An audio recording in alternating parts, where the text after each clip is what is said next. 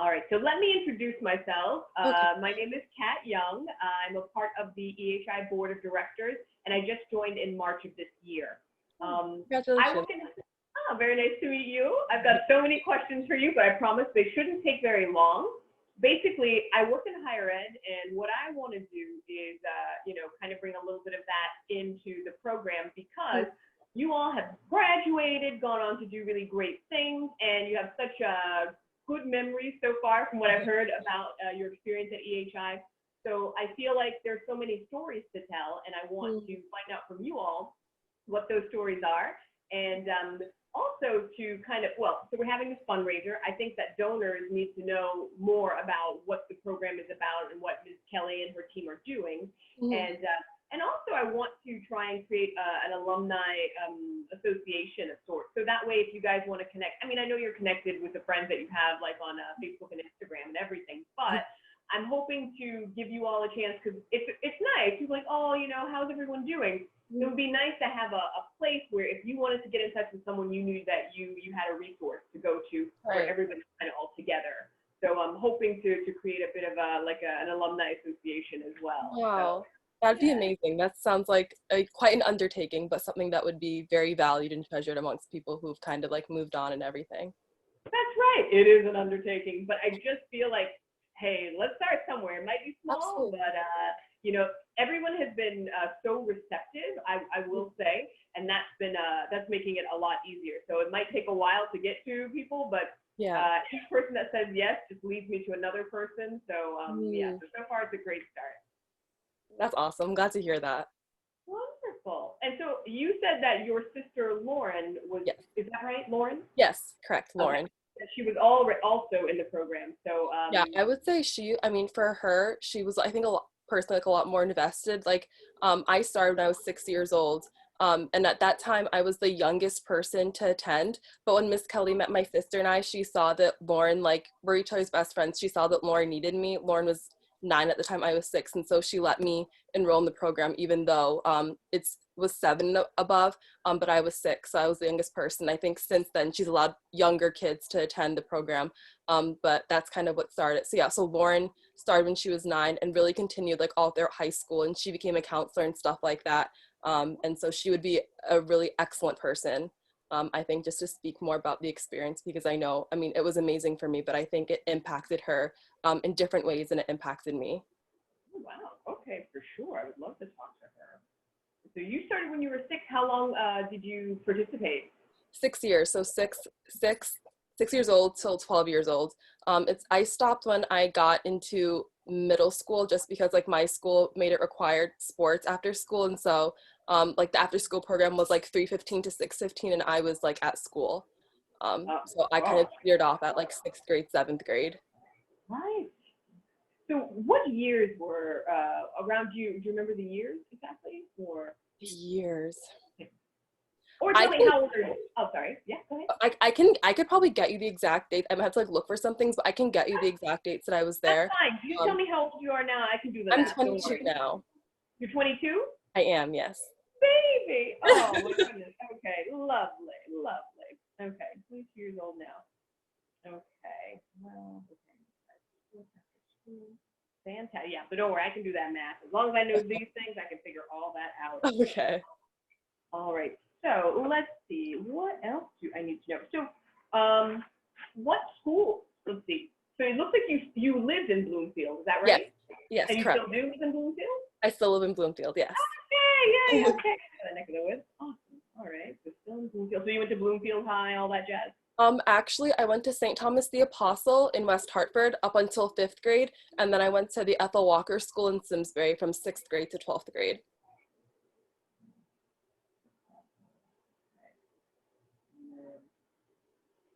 And what was your high school? Ethel? The Ethel Walker School. It's an independent boarding school in Simsbury. Its counterpart is like Miss Porter's. Everyone's heard of Miss Porter's. Like we're in the same. Yeah. Well, when you hear a name like that, you know that it's got a certain amount.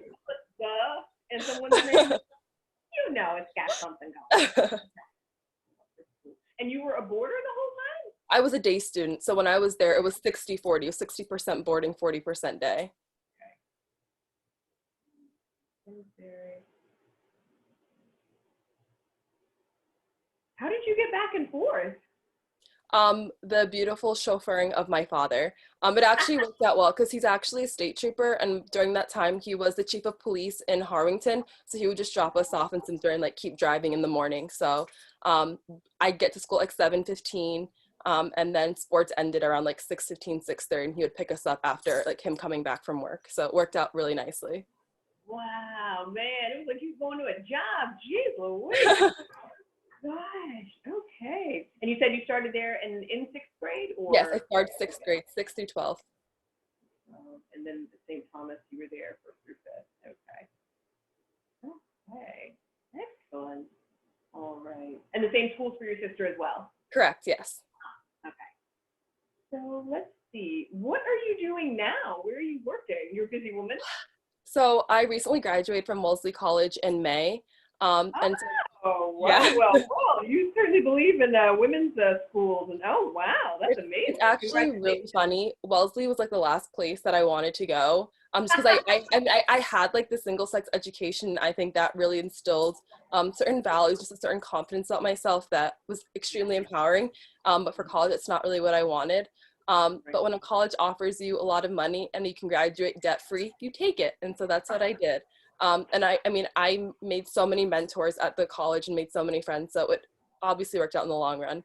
But thank you very much. It was quite an undertaking the 4 years. That's amazing. I'm so sorry. I have you on this wrong speaker. Is it easy? Can you hear me okay? I can hear. It's like slightly not as loud as usual, but I can still hear you. Okay, hold on. Let me switch. I just realized. Yes, it's clearer now. Okay, yeah, I keep forgetting. I have this speaker that does really well when I watch movies, but not so well when I'm trying to talk to people. So I apologize for that. All right. Wow. So that is crazy. So you have graduated debt-free now, and you had, wow, that's incredible. Wow. Yeah. I mean, I think for me, for both me and my sister is a Harvard graduate, and she's also graduated debt-free as well. And just like both my parents are from South America, they both immigrated from Guyana. Oh, yeah. Yeah. And so, I mean, they never told us about like any issues they had. Like like for my family, like education was like first and foremost, like always, like they would pour in, sacrifice anything, pour in whatever money. And I think it wasn't until Lauren and I got into college, like when I got into college, that I found out that our parents used their retirement fund to send us to Ethel Walker, with the hopes that it would like end up working out with us getting into college, getting scholarships and stuff like that. And so, yeah, it's like, that's, I think what makes it more meaningful is just knowing like the sacrifice my parents did, without ever even telling us, you know. And the thing is, I never felt pressure from them. Like both me and my sister, like, we just wanted to succeed and excel, whatever environment, whatever area we were in. And luckily it paid off. And so, yeah, that's kind of like tying back to your question to answering it, what I'm doing now. I've been really trying to focus what it is that I want to do. My sister is in tech and works for Microsoft. And so I talk to her a lot about that, but I know for me at the end of the day, I don't want to make a business more money. I want to work for a place that's very mission focused and mission oriented, where like I feel like I'm making a direct impact and just honestly making a difference, for lack of a better word. I know it's kind of cliche, but I graduated with a psychology degree, and I think that a lot of people I know kind of go down like the therapist or psychiatrist route. But I'm not a traditional person. I don't like doing things like the easy way. I kind of make life a little more challenging for myself than I think I need to, but it works out for me in the long run. But I got word today, I got the job. I'll be working as a community health worker for Charter Oak Health Center in Hartford. Right. Yeah, and so while I do that, I'm actually going to be applying to some PhD programs. So I'm doing a bunch of applications now, and I'm going to be doing some psych research. That's incredible. Okay, so you're going to be at Charter Oak Health Center. What will you be doing there? I'll be a community health worker. Community health worker, yes. Okay. And what does that mean? What does that entail?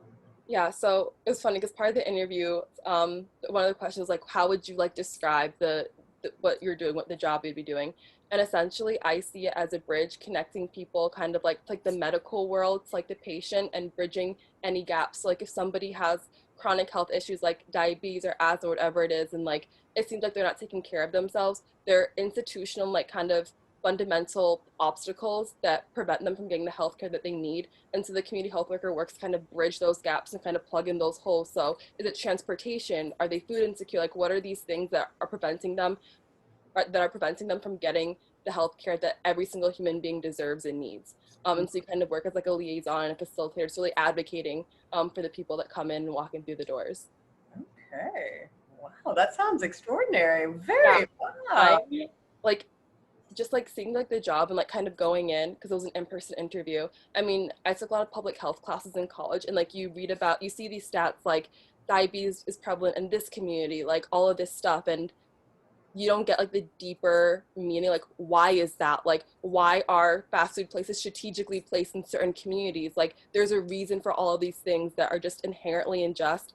And I remember in high school there was a story about this person who's taking babies out of a river, and then one day they were like, instead of taking babies out of the river, like why don't I figure out why the baby's in the river in the first place? And to me, that's all about like in society, people love slapping band-aids on things and not looking at the root causes of these issues. And so like a community health worker for me, it's kind of doing both, like it's helping the symptoms, but also going after the root cause as well and like understanding that. And so I'm super excited to like to begin that role. You should be. It sounds like an excellent fit. I'm Wow. so excited, yeah. Yeah. So when do you start? So I got the call literally today at 5:00. And so, you know, I told them that I just needed the night to think about it, even though I'm 110% going to take it. Yeah. So I'm going to call them tomorrow, and I'll learn everything during the onboarding process, like when I start and things like that. So. Oh, so nosy, but I imagine you went to Wellesley, so none of this that I'm about to say to you is new. Are you going to negotiate, even if you know that they cannot give you the amount that you want? Absolutely. Excellent. Good. Absolutely. I mean, I read so many studies about like women, you know, not even applying to things. If they can't do every single thing, like the qualifications, they won't apply. Whereas guys are like, oh, I can do 4, I'm gonna apply. You've read my mind, and it is Yep. so ridiculous. I can't tell you the number of times I've seen it, and I'm just like, wow. So, okay, so you're already there. So great. Excellent. And so what will you do if they say, okay, well, we can't offer you different amount of money? Well, what's the plan there then? That's a good question. I mean, I kind of expect them not to be able to like accommodate me just because like the organization, like I know they don't have money to spend. It's not like I'm going to like some Fortune 500 company where like I know like they have the money and they just are being stingy. Right.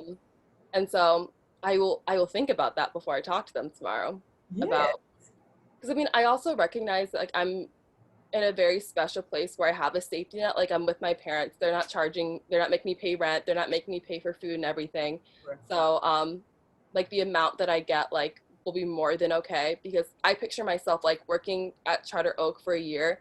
And then as I mentioned, I'm applying to some PhD programs. The one that I'm really interested in is one in Austin, and I could get my master's and PhD within 6 years. And they like are trying to recruit more diverse applicants. And so they're like throwing money and financial assistance to people who are just willing to get their doctorate. So. Oh, wow. Yeah. Good. Well, side note, so when, you know, should they say to you, okay, we can't give you XYZ amount, then just think about other benefits that they might be able to offer. If you wanted a 4-day work week, or if you wanted some sort of flexibility, like you want to work 5 days a week, but maybe you want longer vacation or something, I would say put it out there, because go big or go home. Absolutely. And of course, since you still want to take the job anyway, then that's a given. The likelihood is so low that you're going to say anything, especially just talking to you now, the likelihood is so low that you would say anything to them that would make them say, oh, she's just out to get what she can.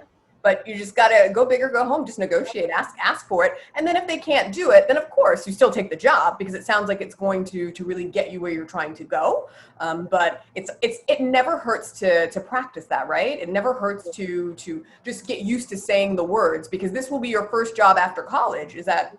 Yes. Or maybe like first career path job after college. Correct. Yes. So yeah, might as well start practicing now, because the first time you do it, well, each time gets easier, but hopefully the first time is one of the hardest times. Mm-hmm. And yeah, and so hopefully it'll get easier after that. But yeah, so very exciting. Thank you. And are you looking at, is it UT Austin, or where are you looking? Yes. Okay. Yeah, that's cool. Okay. So 6-week program, UT Austin. Okay. And all right, so I mean, my goodness, you've got such a great plan for the future. If only I could go back Organized. So it sounds great. Sounds great. Thank you. And such a great, so it's just your parents, your sister, and yourself. Is that right? Correct, yes. I mean, I kind of say I have a younger sister. It's my cousin, but her mom passed away my first year of college, and so we adopted her. And she grew up with us anyway. And so when people ask, I always say I have two sisters, but I grew up with just Lauren, my older sister. Cool. And did she also, well, maybe because she came into the house later, was she a part of EHI as well? She did the summer camp. Did she? Yeah, before her mom, because her mom passed away when she was in 8th grade. She did the summer camp while her mom was still alive. Ah, So she was there for okay. like at least a summer. Okay. So, hey, Yeah. what is her name? Her name is Amy John Terry. Amy John Terry. Okay. Is it like John Terry hyphenated? Yeah, so John hyphen Terry. Okay. All right. Okay. Well, okay, and so this is your little sister. Yes. Okay. That's great. All right, so maybe I'll check in with her too, because that seems right. So who are some of the other people that you were in the program with at the time that you were there? Yes, so I was in the program also with, trying to think, because I did the summer program and the after school program. I was there with another girl. Her name is Kayla McCall. I'm pretty sure she goes to UConn. Okay. Kailah. Yeah, let me Kailah. go on my Facebook right now and just double check the spelling. Yeah. But yeah, so Kayla McCall. It's funny because there were obviously people like in my age group, but because my sister was older and was a counselor, I hung out with like the older people. So like I hung out with like Deka Lane and Adriana Borges, like people like that. Those are the ones who like are in my head. That's hilarious. That's great though. That's great. It's nice that you get along so well with your older sister that you could hang out with her and do all of that too. 110%. Like that's one of my best friends. Oh, that's very sweet. Yes, and it's Kailah, Kayla McCall, McCall. Okay, and is she one of your Facebook friends by chance? Yes, she's a Facebook friend. All right, so I'll see if I can find her. Okay, awesome. Now, let's see. So when you were in the program at the time, so you were doing like summer program, then sometimes after school, what would you say, so many questions there. Okay, what did you enjoy the most about your experience? There's like just thinking, it's been a while since I've thought about EHI, but just like when you reached out, kind of memories started coming back. Like there was just something about just like the atmospheres, like being around horses and just like the fact that we could even ride horses. That's something that's so special. I think just like the equestrian world is something that's reserved. Most people believe people who are like very privileged, like have the money to do that.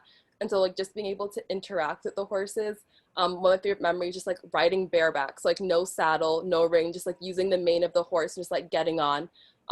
And I was like really, really, really short. People thought I would never grow. So they used to call me Jockey because, jockeys like really short people who can like, do that. So that was my nickname around camp. And I had like really great balance. So like I was known as like a pretty good rider. And so just like kind of having like that like title made me feel like really special. When we got our first pony, Strawberry, I was one of the people to break her in because the more experienced riders were too big to ride her. So I was like the smallest, most experienced person who could ride her.